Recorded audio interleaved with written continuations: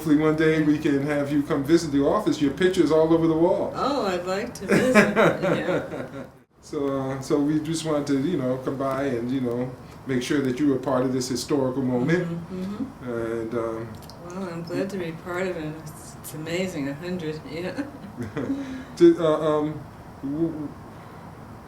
When did you become active in the NAACP and why? Well, I guess after I came to New Haven, which was right when my husband started practicing medicine here. Mm-hmm. I had been at Howard University when he was in Washington. We lived there for a few years.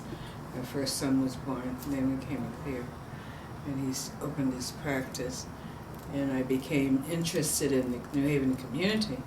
And I always admired the NAACP and the Urban League, and so those were two organizations I first became part of, and then there were many others. The NAACP, so we always tried to support them as much as we could. And it's interesting to see in your life membership of the National Association testifying forever to our faith in the future of Black Americans in the United States and in the principles of equality and justice in the American Constitution. Yes. It's interesting to see that they used Black Americans. Do you know why this shift in language was when it occurred at all? I was friendly with, and the people I worked with, I always referred to Black Americans. And it was only after that we started saying African Americans. Mm-hmm. We always called it Black Americans, but there was a slight shift in terminology. It became African Americans. Was there any particular event that prompted you to join the NAACP? Any personal experience or national event that prompted you to join the NAACP? No, it was the recognition that as African Americans and as Black Americans, the civil rights movement was in full swing. And, Martin Luther King was a hero, and things were changing all over. And so, in order to be a part of that change, we thought it was important to join the NAACP. And the local chapter, I don't personally recall what they were involved in locally at the time, but I know that they had an organization.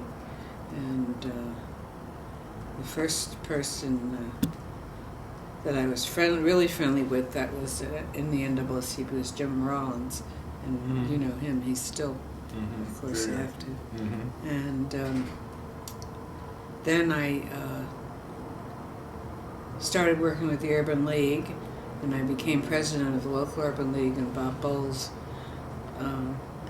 used to talk to the Urban League members about the importance of the following in the footsteps and on equal footsteps with the NAACP and the Urban League, that we would make change in whatever community we happened to live in. And of course, New Haven was the important one for us.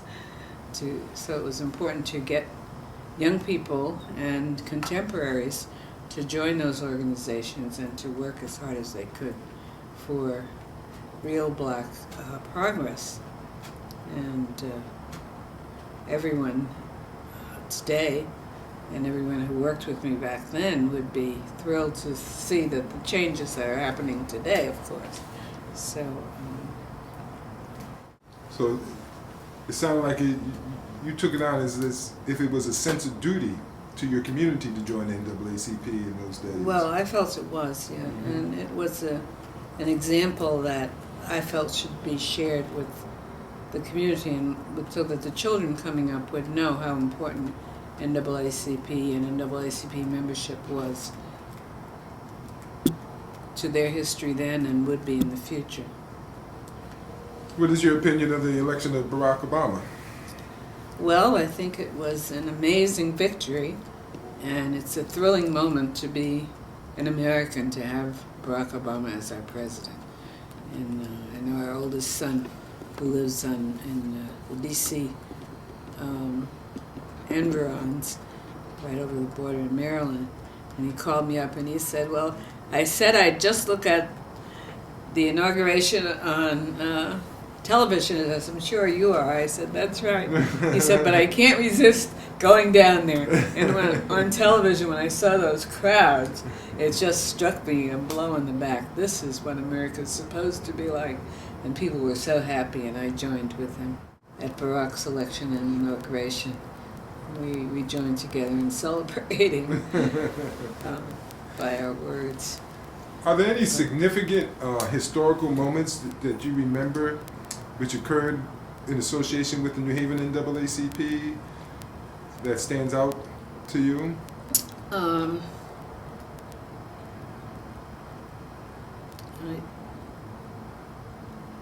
don't remember any moments like the NAACP. And the Black Power movement made headlines and was a more militant, so to speak, movement, but it didn't supplant the historic movement of the NAACP. We felt that the same changes could have been maintained without the Black Power movement, but it's hard to judge history. Yes, yes. It was time for a movement that would catch people's eye. It was time for the Black Power. It was time for organizations like Yale University to look up and take notice of what was happening right down the block from their buildings. Mm-hmm. And that might not have happened without the Black Power movement. So that had a definite place. And, I supported some of the actions that were taken at that time. And I always thought that Huey Newton had a place in history. And I remember well, there was a gentleman that died last year. Mr. Kimbrough? Warren Kimbrough. I remember him. And there was another part of the Black Power movement, a man who became more a traditional community worker after the Black Power movement had faded. He still committed himself to families and children in New Haven. And I said, everybody, the ones who were killed or had died, and the ones who were still living, they all had a place in history. But they didn't supplant organizations such as the NAACP or the Urban League or the YWCA or any organization who believed that people were the community, and that if you lived in a community and you maintained home in the community, made your livelihood available for your children, that you owed something to the other members of the community who weren't quite on the same step of the ladder, and if anything you could do to help them.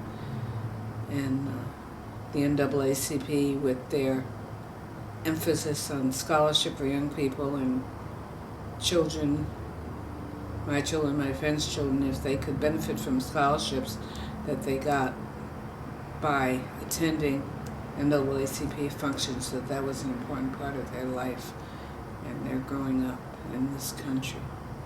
So I think that looking back, all of the established organizations and the reactive organizations like the Black Power movement, they all had a place.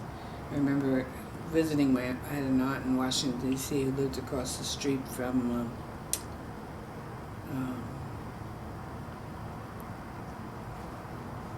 I think it was Langston Hughes, and he used to sit on the porch and discuss W.B. Du Bois and other historic figures.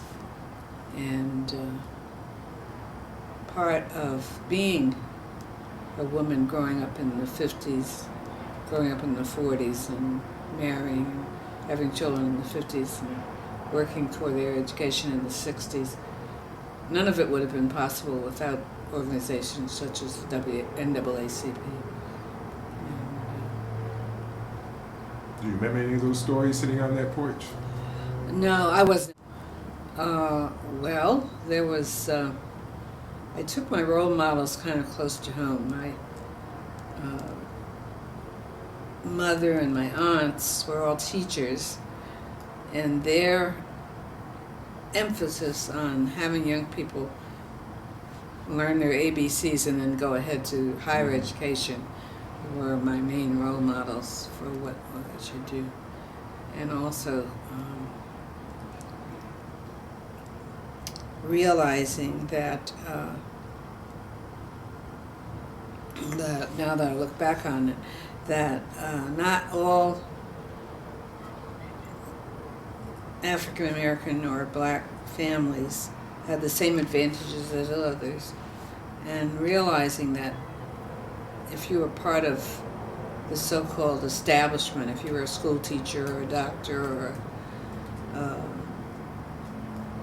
a family that had enough resources to raise their children, you had to make sure that your family lived along the same line, so that you get nothing by only looking out for yourself. You have to look out for your neighbor, and that's why I dedicated the time that I wasn't working for money to helping other people in the community, and that goes back to my involvement in the NAACP, as well as other organizations like the Urban League of the YWCA or the sororities that I belong to, Alpha Kappa Alpha.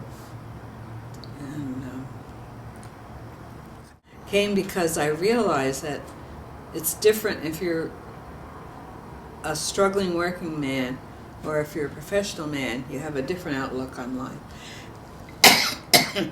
And I was very interested at that time in the union movement, and I just was pleased yesterday to see that the Yale unions didn't go on strike but got their point across. And I think that my understanding of the union worker and the working man came through my friendship with Joe Allen and the People's Center.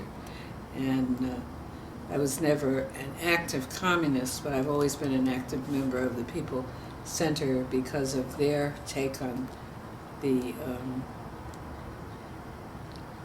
needs of the working man.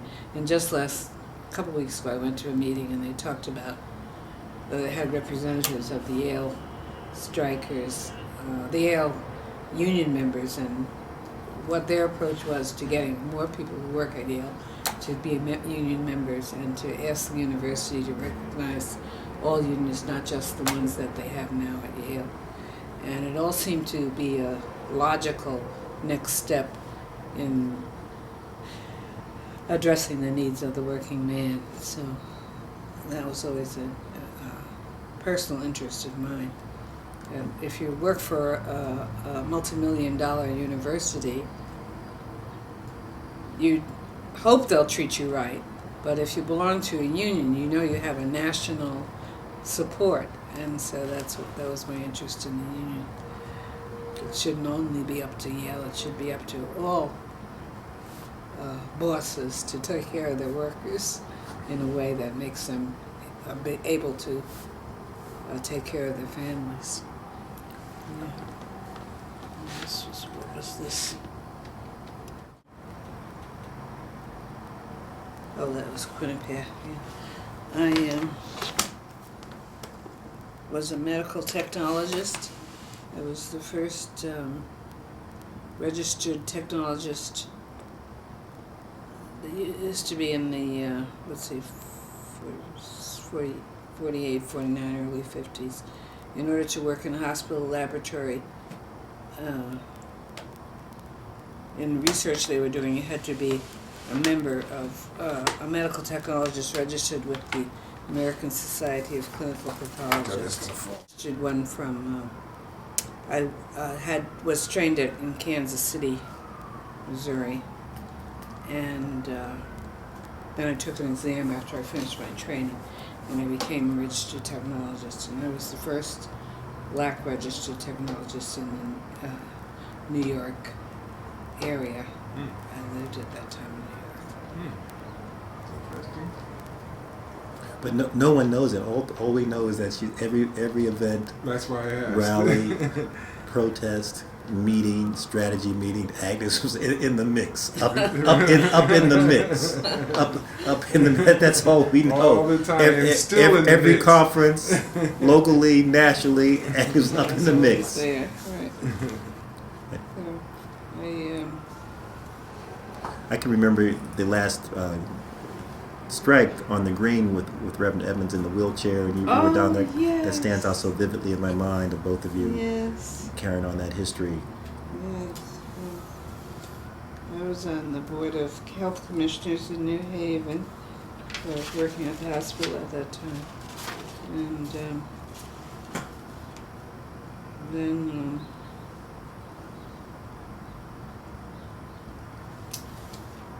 later on, when I worked at the hospital, I worked for the medical school, I worked, and then, well, my children were all small, so I stopped working altogether and just stayed home with them. Then when I went back to work, I decided I wasn't going back to necessarily to make a career in the hospital. So I started working with the community organization. And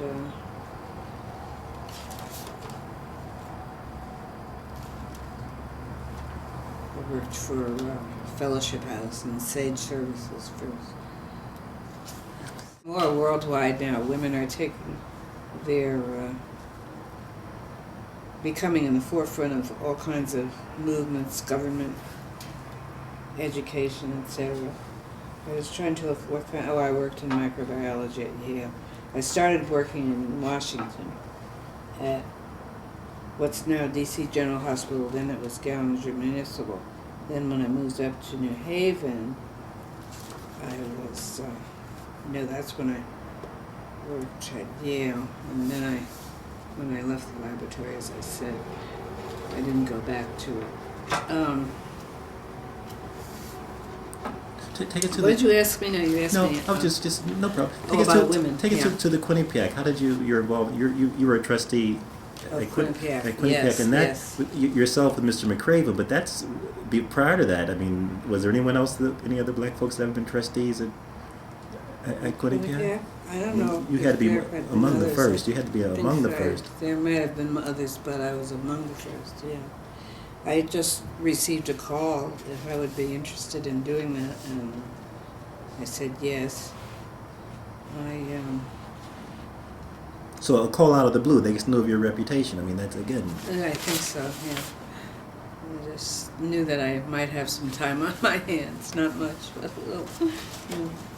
It says here that I worked in the 80s at, the South Central Connecticut. Oh, that was my first start working with elderly people, Elderly Nutrition Project. Then I went on to the Agency on Aging, volunteered with them. And I coordinated volunteers and set up meals at West Rock Center. And then from that, I went on to, every time I got a job, they seemed to think I might as well be on their boards or their overseeing boards. So I was a research assistant at the medical school at the time. Oh, and then I went to work at the Connecticut Agricultural Experiment Station. I was research assistant there, so I was still doing lab work. I worked for Burt Labs. And I stopped being president of the YWCA. I was chosen as one of the women in leadership. But while I was president was when we had first established the idea of women in leadership. And I wrote a letter here about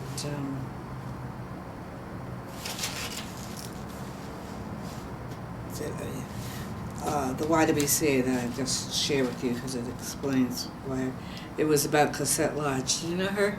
Cosette Lodge? I don't believe. She was the president. I mean, she was the director of the board when I first became president. But anyway, she died, and I thought that I should write to the newspaper, the Register, about her and mention the YWCA.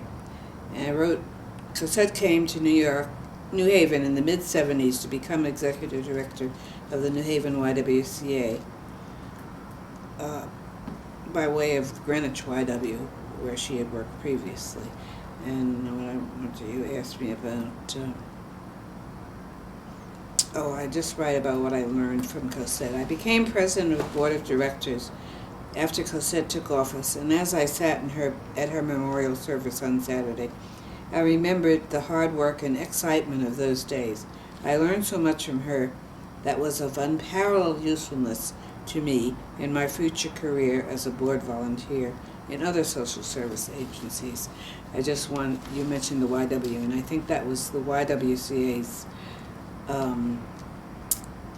that legacy to New Haven was one of the important organizations in New Haven was the YWCA because of their commitment to what women could do in communities and in the country.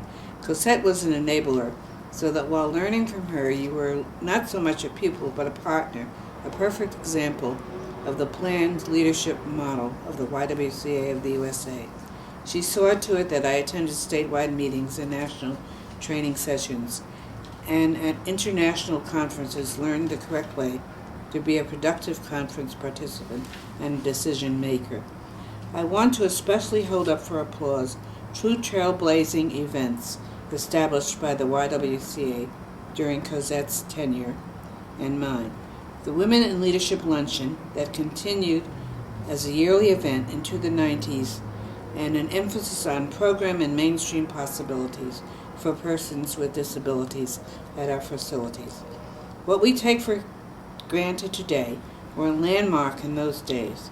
Recognition and enhancement of recognition due to women and girls in leadership positions in business and in the nonprofit world. Oh, by the way, I'm on a committee of past YWCA presidents with Elizabeth Clark and a couple other people, and we've been talking to New Haven Colony Historical Society and the New Haven Foundation about supporting some recognition paid to the YWCA and what it did for women in this community and nationwide. In fact, about what they could do to support our efforts to bring forth the YWCA story. So he's going to work with Bill Hustler or vice versa. But share with Otis if you would why that's important for that preservation, for that archival, for that legacy. Well, YWCA closed in New Haven as a human service organization, and I think it's important, as you mentioned, that everybody, our children and grandchildren, know what the YWCA meant to women in those days. Nobody recognized women in leadership until we started it, and that's what I'm trying to preserve for a future generation. People today. Well, you don't always need an organization. You can do it yourself. Right, yeah. And that's why what would you tell young people today? So I would tell them to look at themselves. I'm always so pleased to read the news about what certain schools and certain teachers and certain children are doing for not only themselves but for the community. And if you're not involved in your education and see that education as a way to become involved in the community, which can last in perpetuity, then you shouldn't live here. It's no matter how. It's not about how much money you have. It's about how you can do things for other people in the community. Is the old proverb, it takes a village to raise a child. That's right. That's right. And you seem to agree with that, and that's been your model also throughout Absolutely. your life and your career. The village is to make a city, and if you live in a city, you have to contribute. Whether through yourself or through your children or through your neighbors. How would you suggest that the NAACP reach out to these type of young people? Well, I think making it possible for them to meet together in groups that aren't around rap music or drugs, but are around what needs to be done, and that if we need, I see mistakes that cities make, and I see things that cities do on a positive bent, like finishing bike trails and making it safe for young people to walk at night from one point in the city to another without having some gangsters or some later teens who are maybe looking for some fun or some drugs or some music or whatever they're looking for. They're not paying attention to how many people they're mowing down in the meantime with their cars and whatnot. And I think it's important for children to know that you can start at an early age, that if your parents or if your school is encouraging you to get a driver's license, that's not only a license to drive a car, but it's a responsibility to drive a car responsibly. And I think parents, organizations like the NAACP and the YW and the YMCA and like Fellowship House, there's the latest place I worked, we have to make sure that the young people who live in our communities know that it's a responsibility, not a privilege, to live there. Very interesting.